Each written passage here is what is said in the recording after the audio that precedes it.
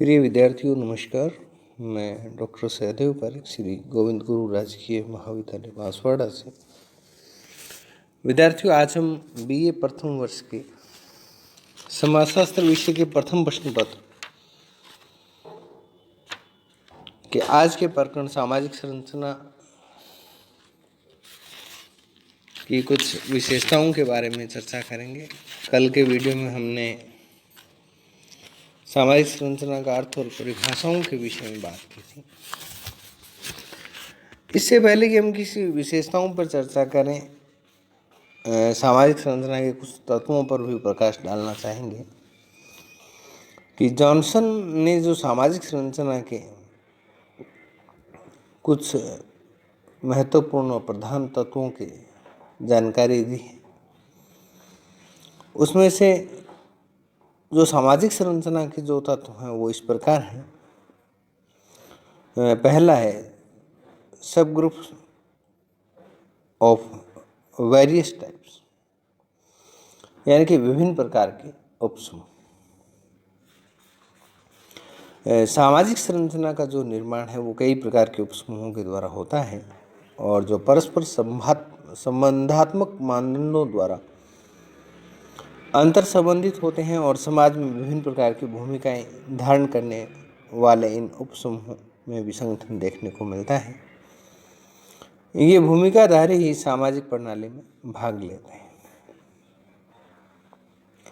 दूसरा जो तत्व है वो है विभिन्न प्रकार की भूमिकाएं, रोल्स ऑफ वेरियस टाइप्स। इसके अंतर्गत हम इन विभिन्न प्रकार के उपसमूहों में विभिन्न प्रकार की जो भूमिकाएं होती है, जो सापेक्ष दृष्टि से स्थायी होती है, कई भूमिकाएं तो उससे धारण करने वाले व्यक्ति की अवधि के बाद भी बनी रहती हैं, और दूसरे शब्दों में हम ये कह सकते हैं कि अन्य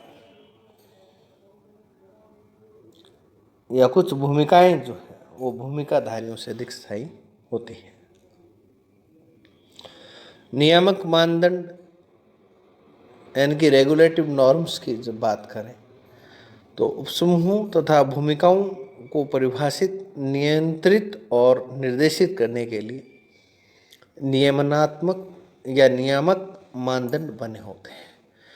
कुछ नियामक मानदंड जो हैं वो उपसमूहों और भूमिकाओं को परिभाषित करने के लिए, उनको नियंत्रित करने के लिए और उनको किस दिशा में चलना है उसको निर्देशित करने के लिए जो नियम बने होते हैं, जो मानदंड बने होते हैं, वो हमारे क्या कहलाते हैं? नियामक मानदंड कहलाते हैं। और ये मानदंड ही भूमिकाओं के पारस्परिक संबंधों एवं अन्य प्रणालियों से संबंधों को भी निर्धारित करते हैं और इन्हीं के कारण सामाजिक अंतःक्रिया में स्थायित्व, नियमितता एवं पुनरावृत्ति जो हो पाई जाती है। और उसके बाद है विद्यार्थियों सांस्कृतिक मूल्य।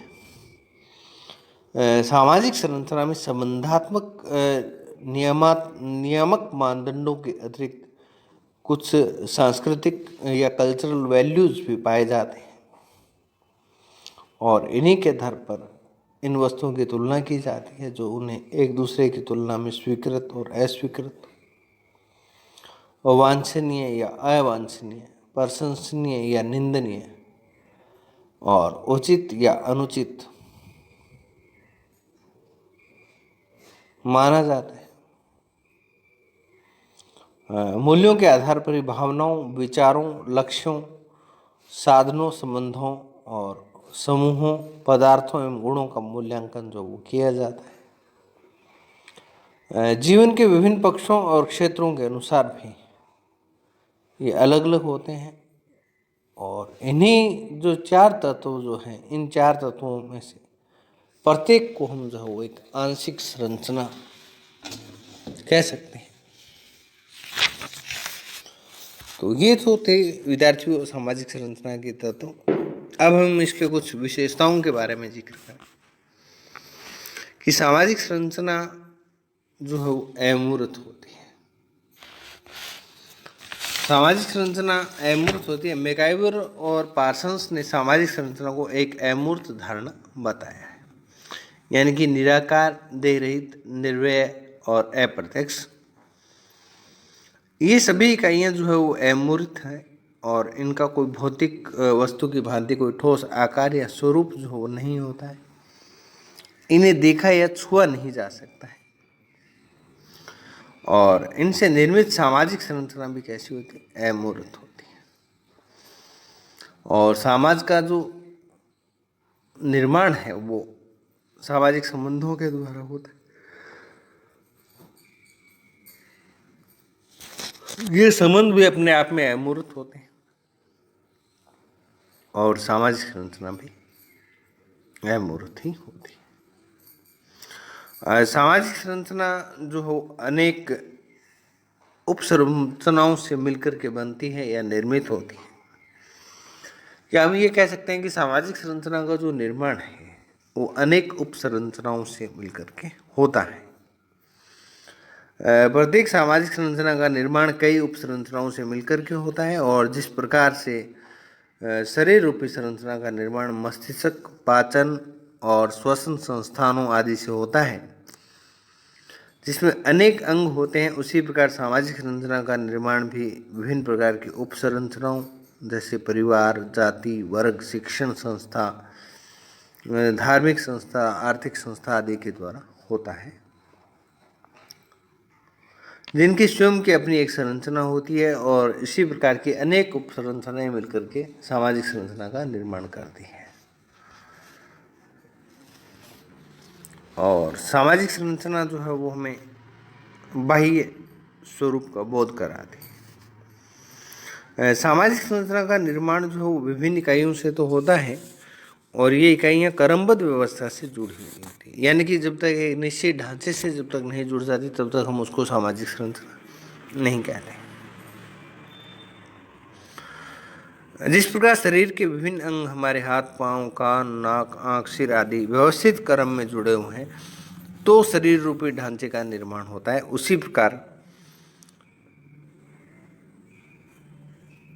समाज का निर्माण करने की इकाइयाँ क्रमबद्ध रूप से जुड़ने पर एक बाह्य ढांचे का निर्माण करता है, जिसे हम सामाजिक संरचना कहते हैं। और सामाजिक संरचना में इकाइयों की जो क्रमबद्धता है वो पाई जाती है।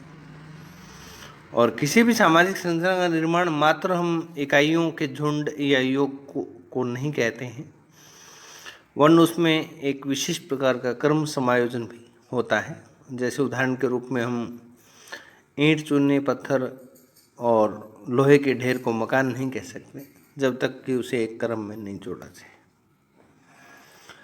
सामाजिक संरचना में जो इकाइयाँ हैं उनका पद और स्थान जो पूर्व निर्धारित होता है।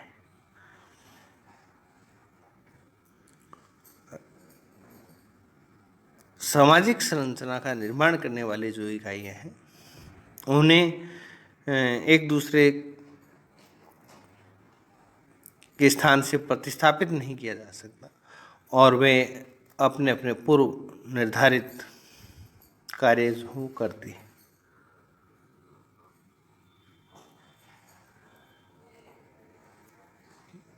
सामाजिक संरचना जो हो स्थानीय विशेषताओं से प्रभावित होती है।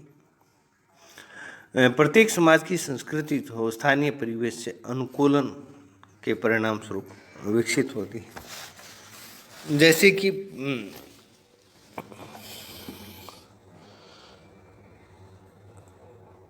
सामाजिक संरचना या संस्कृति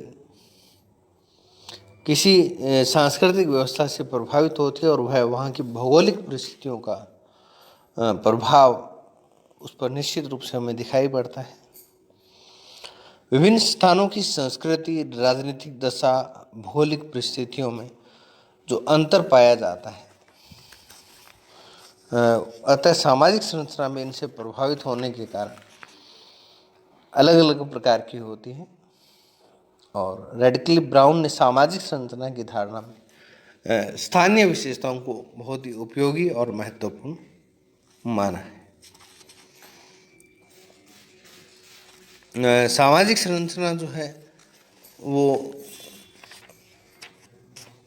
अपेक्षाकृत जो वो स्थायी होती है या उसमें कुछ स्थायित्व के तत्व पाए जाते हैं। सामाजिक संरचना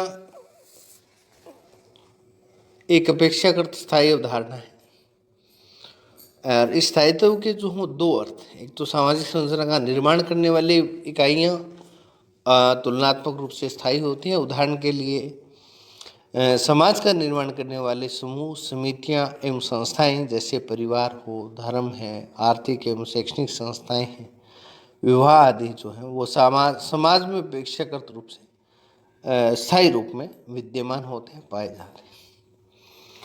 और इनमें कोई भी छोटा मोटा जो परिवर्तन होता है तो उससे संपूर्ण सामाजिक संरचना कभी भी प्रभावित नहीं होती। दूसरा, हम इस रूप में समझें कि सामाजिक संरचना इस अर्थ में भी स्थायी होती है कि इसका निर्माण करने वाले विभिन्न इकाइयों के पारस्परिक संबंधों में भी स्थायित्व पाया जाता है। इस प्रकार सामाजिक संरचना में स्थायित्व जो दो अर्थों में पाया जाता है और प्रथम इकाइयाँ स्वयं स्थायी होती है और दूसरा इकाइयों के पारस्परिक संबंधों में भी स्थिरता पाई जाती है। सामाजिक जो संरचना है उसमें व्यक्ति एवं समूह तथा सामाजिक संबंध और संस्थाएं क्रमशः मूर्त और अमूर्त और परिवर्तनशील भी होते हैं, किंतु संरचना अमूर्त और तुलनात्मक रूप से अपरिवर्तनशील होती है। सामाजिक संरचना में परिवर्तन होता है, किंतु सामान्य भागों में परिवर्तन की तुलना में संरचना में जो परिवर्तन है वो कम होता है। और सामाजिक संरचना के जो निर्माण है उसमें सामाजिक परिस्थितियों और सामाजिक आवश्यकताओं की भूमिकाएं काफ़ी महत्वपूर्ण होती हैं और सामाजिक संरचना में अनुकूलन करने की क्षमता जो पाई जाती है। सामाजिक संरचना में सामाजिक प्रक्रियाएं जो है वो भी महत्वपूर्ण होती हैं और व्यक्तियों और कर्ताओं की अंतःक्रियाओं को इसमें हम शामिल कर सकते हैं। सामाजिक संरचना के जो निर्माण है उसमें सहयोगी और असहयोगी प्रक्रियाओं में जिनमें सहयोग है, अनुकूलन है, व्यवस्थापन है और एकीकरण है, सात्विकरण, प्रतिस्पर्धा और संघर्ष आदि की भूमिका जो है वो महत्वपूर्ण है। ये मिला जुला रूप है सामाजिक प्रक्रियाओं के, सामाजिक संरचना के निर्माण में सहयोगी और असहयोगी प्रक्रियाओं का। ये सामाजिक प्रक्रिया ही सामाजिक संरचना के स्वरूप को तय करने में काफ़ी महत्वपूर्ण भूमिकाएं निभाती है और सामाजिक प्रक्रियाओं का बाह्य स्वरूप सामाजिक संरचना को तय करता है। सामाजिक संरचना में जो विघटन के तत्व भी विद्यमान होते हैं, पाए जाते हैं।